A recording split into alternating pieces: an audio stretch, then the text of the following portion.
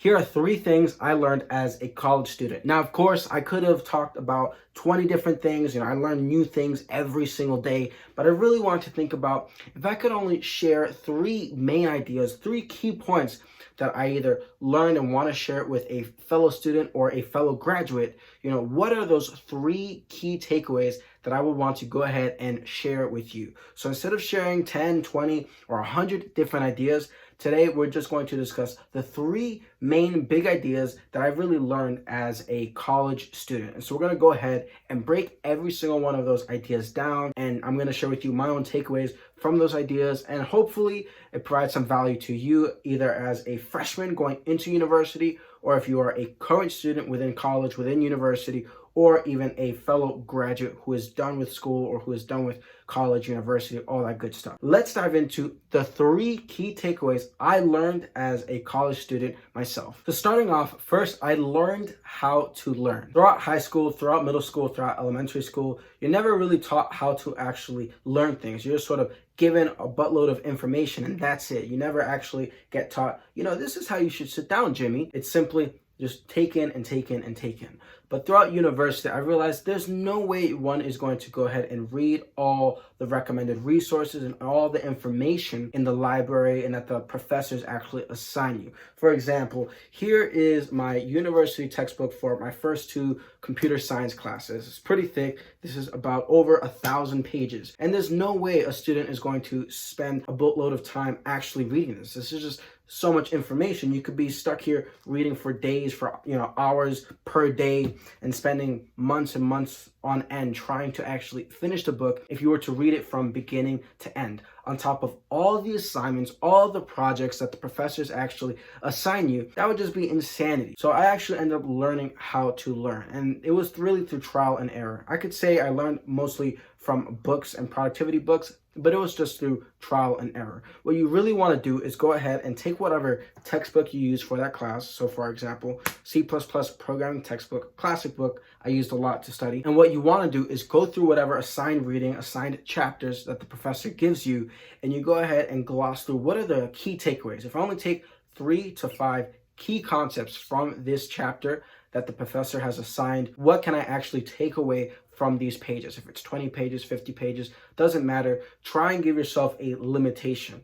And the reason you want to do that is because within that limitation, you will figure out what's of highest priority, what's of most importance to you as a student, as a learner. And that's going to be different for every single person. You might already be strong in one area, whereas another person might be a little weaker in that area, and that's fine.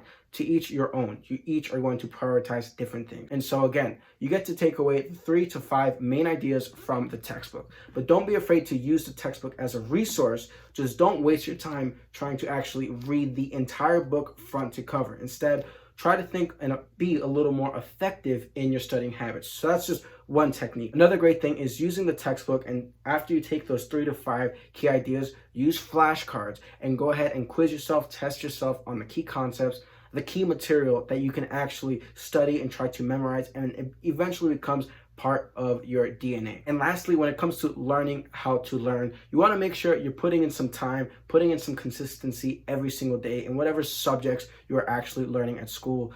Really the key subjects you want to major in. So if it's computer science, make sure you're taking time to study computer science. If it's in math, make sure you're taking time to study math. If you're in math and you got to study maybe history and it doesn't relate to you, I can understand that, but still try to keep a positive mind.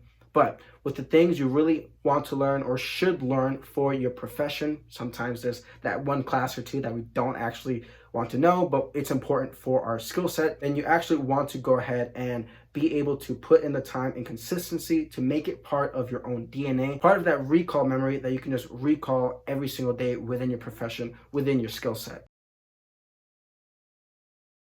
So if you already learned how to learn, then that's great. You'll do great in school, or you'll do great in life if you want to be a lifelong learner. But if you're going into university, then of course, maybe check out a couple books on learning how to learn, on productivity, and actually digesting new information. And hopefully some of the tips I mentioned also help you throughout your learning career. The second big thing I learned throughout university is that knowledge is just a tool.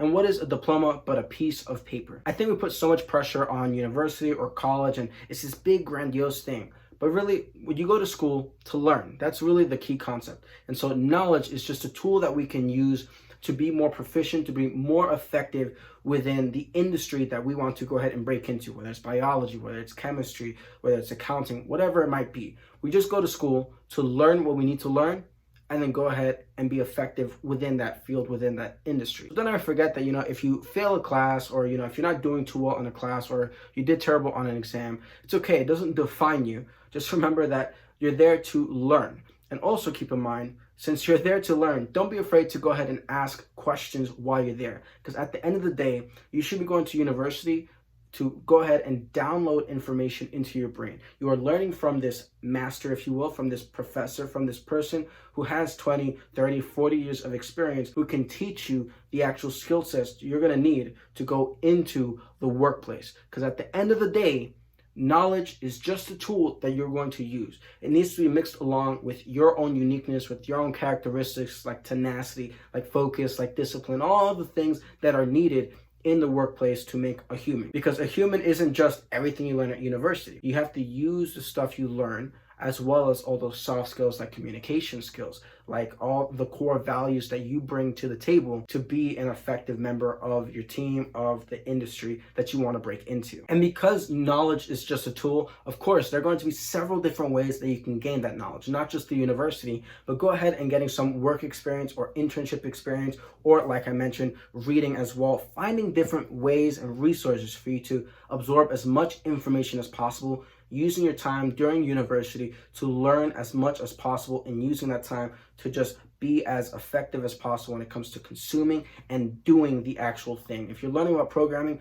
go program. If you're learning about accounting, go read some balance sheets and learn and do more with accounting. That way you can get as many reps and as much exposure and experience, because it's not about the piece of paper that you get in the mail at the end of the day, or even getting your degree, or saying you did 4 years at university. It's actually taking the time to learn what you need to learn, and then being able to use that skill set, use the knowledge and all the experiences that you develop to apply towards your industry, towards being more effective towards the goals you want to accomplish for yourself, or for your team, or for your customers, right? Whatever it is, you want to be able to use the knowledge that you learn within your industry, within your career, to improve your own career, not just to be able to say, yeah, I learned and went to college. Again, knowledge is just a tool, and a degree is just a piece of paper that says you had the discipline within this amount of time to study this specific industry, and so you should have the knowledge for this specific industry. That's all it is. The third thing I learned as a college student while going through university